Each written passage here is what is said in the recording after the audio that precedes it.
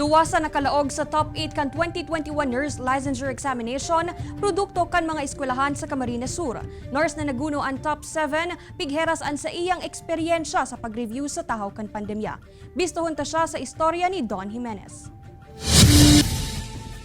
Gikan sa 7,746 na nag-exam sa 2021 Nurse Licensure Examination, 5,008 ang nakapasar, mantang duwa sa nakalaog sa top 10, produkto kan duwang eskwelahan sa syudad ni Naga.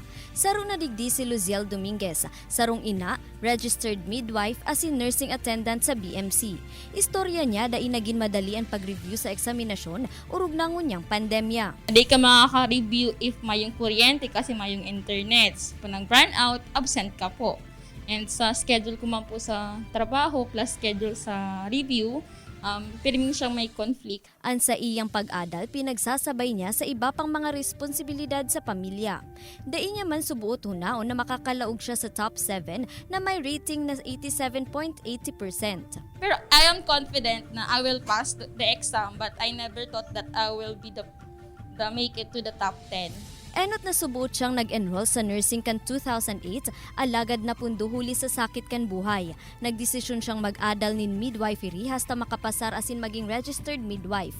Matapos kaini, nagdesisyon siyang magwelta sa iyang first love, ang pagiging nurse. Proud na proud man ang sa iyang ina sa iyang naging trayumpo. Sa si pangarap ko, natupad kang aki ko.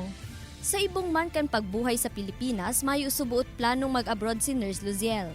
Currently, I have no plan going out to Philippines. Para man sa mga nagmamaut maging nurse sa ibong kan mga kasakitan, uyaan sa iyang mensahe. If you have the love to whatever you are doing, you can make it through.